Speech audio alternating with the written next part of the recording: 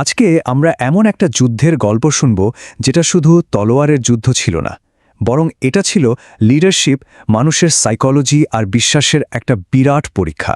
হুনাইনের যুদ্ধ একটা অবিশ্বাস্য কমব্যাকের গল্প, যেখানে অনেক কিছু শেখার আছে। তো একটা প্রশ্ন দিয়ে শুরু করা যাক। আচ্ছা, সেনাবাহিনী অনেক বড় হলেই কি সবসময় জেতা যায়? হুনাইনের এই ঘটনাটা আমাদের এই প্রশ্নের একটা দারুণ নাটকীয় উত্তর দেয়। চলুন একটু গভীরে যাওয়া যাক। আচ্ছা, ঘটনাটা কখন ঘটছে সেটা বোঝা কিন্তু খুব দরকারি। ভাবুন তো, মক্কা বিজয়ের মতো এত বড় একটা ঘটনার মাত্র 2 সপ্তাহ পরেই এই যুদ্ধটা শুরু হয়। আরবের রাজনৈতিক পরিস্থিতি তখন খুবই দ্রুত পাল্টাচ্ছিল, আর এই যুদ্ধটা ছিল সেই বদলেরই একটা অংশ। তো গল্পের প্রথম পার্টে আমরা দেখব কিভাবে একটা আকাশ ছোঁয়া আত্মবিশ্বাস থেকে একেবারে সংকটের গভীরে পড়তে হলো। যুদ্ধের আগের অবস্থাটা বেশ টেনশনে ভরা ছিল। দেখুন, দুই দলের মধ্যে পার্থক্যটা কিন্তু বিশাল ছিল। একদিকে মুসলিম বাহিনীতে ছিল 12,000 সৈন্য, সেই সময় মুসলিমদের ইতিহাসের সবচেয়ে বড় সেনাবাহিনী, আর তাদের কনফিডেন্সও ছিল একদম তুঙ্গে। অন্যদিকে হাওয়াজিন জোটের সৈন্য ছিল প্রায় 50,000। তাদের জন্য এটা ছিল একটা অস্তিত্ব রক্ষার লড়াই, ডু অর ডাই সিচুয়েশন। আর তাদের লিডার ছিল তরুণ আর খুবই অ্যাগ্রেসিভ মালিক ইবনে আউফ। মালিক ইবনে আউফের স্ট্র্যাটেজিটা ছিল কিন্তু মারাত্মক রিস্কি। তিনি সৈন্যদের বললেন নিজেদের ফ্যামিলি, বাচ্চা, এমনকি সব ধন সম্পদ নিয়ে যুদ্ধক্ষেত্রে চলে আসতে। এর পেছনের সাইকোলজিটা একবার ভাবুন, ভয়ঙ্কর। পিছু হটার কোনো রাস্তাই খোলা রাখা যাবে না, হয় জিততে হবে, নাহলে সব শেষ। তো এবার আমরা গল্পের সেই পার্টটাতে ঢুকছি যেখানে মুসলিমদের সেই আকাশ ছোঁয়া কনফিডেন্স এক মুহূর্তের মধ্যে ভেঙে চুরমার হয়ে গিয়েছিল। চলুন ফিরে যাই সেই অ্যাটাকের মুহূর্তে, যেটা যুদ্ধের মোড় একদম ঘুরিয়ে দিয়েছিল। হাওয়াজিনরা যুদ্ধের জন্য হুনাইন উপত্যকাকে বেছে নেয়। জায়গাটা ছিল খুব সরু আর পাহাড়ে ঘেরা একটা গিরিপথ।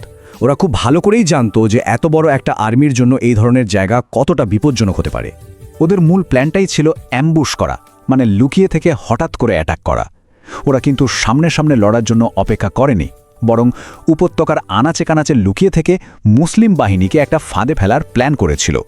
ঠিক ভোরের বেলা মুসলিম বাহিনী যখনই ওই উপত্যকায় ঢুকতে শুরু করে, ঠিক তখনই পাহাড়ের আড়াল থেকে বৃষ্টির মতো তীর আসতে শুরু করে। অ্যাটাকের প্রথম আর সবচেয়ে ভয়ঙ্কর ধাক্কাটা লাগে খালিদ বিন ওয়ালিদের নেতৃত্বে থাকা সামনের দলটার উপর। এই হঠাৎ আক্রমণে পুরো বাহিনীতে একটা বিশৃঙ্খলা ছড়িয়ে পড়ে। বিশেষ করে মক্কা থেকে যারা নতুন মুসলিম হয়েছিলেন, তাদের তো এমন যুদ্ধের অভিজ্ঞতা ছিল না, ইমানও তখনও অতটা পোক্ত হয়নি। ফলে তারা পিছু হটতে শুরু।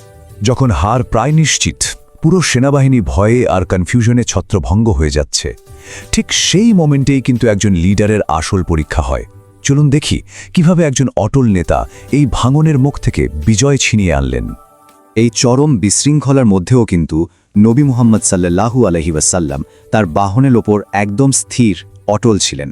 আর তার সেই ঘোষণা, এটা পালিয়ে যাওয়া সৈন্যদের জন্য একটা অ্যাঙ্কারের মতো কাজ করেছিল।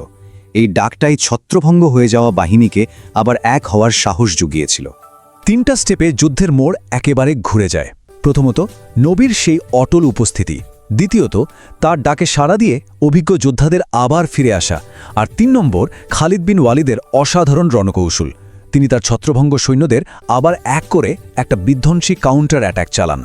এখানে খালেদ বিন ওয়ালিদের ভূমিকাটা ছিল কিন্তু অবিশ্বাস্য। যদিও তিনি মাত্র ইসলাম গ্রহণ করেছিলেন আর তার দলটাই প্রথম আক্রমণের শিকার হয়েছিল, কিন্তু তিনি খুব দ্রুত তার অশ্বারোহী বাহিনীকে আবার অর্গানাইজ করেন। এরপর শত্রুর দুর্বল দিক দিয়ে এমন এক ভয়ঙ্কর অ্যাটাক করেন যা হাওয়াজিনদের পুরো প্ল্যানটাকেই তছনছ করে দেয়। যুদ্ধ তো শেষ হলো, কিন্তু আসল গল্পটা কিন্তু শুরু হয় এরপরে। হুনাইনের যুদ্ধটা শুধু একটা মিলিটারি ভিক্টরি ছিল না, এর পরের ঘটনাগুলো ছিল সহানুভূতি আর উদারতার এক অসাধারণ উদাহরণ। যেহেতু হাওয়াজিনরা তাদের সবকিছু নিয়েই যুদ্ধক্ষেত্রে এসেছিল, তাই তাদের হারের মানে ছিল সবকিছু হারানো। আর সে কারণে গনিমতের পরিমাণও ছিল বিশাল। প্রায় 6,000 বন্দী, 24,000 উট আর 40,000-এর বেশি ছাগল মুসলিমদের হাতে আসে। তবে জেতার পর একটা বেশ সেন্সিটিভ সিচুয়েশন তৈরি হয়।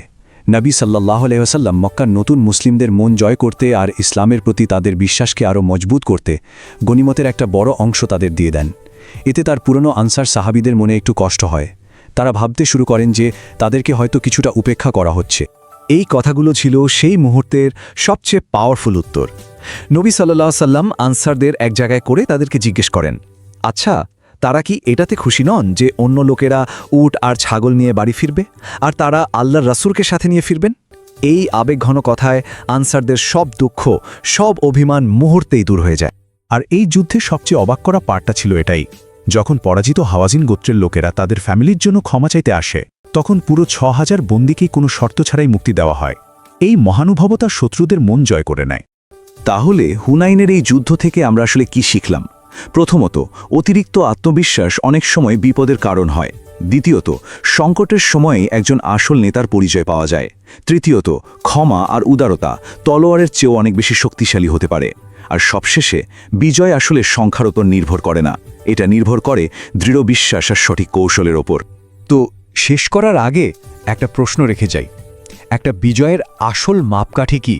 কোনো ভূমি জয় করা নাকি মানুষের মন জয় করা?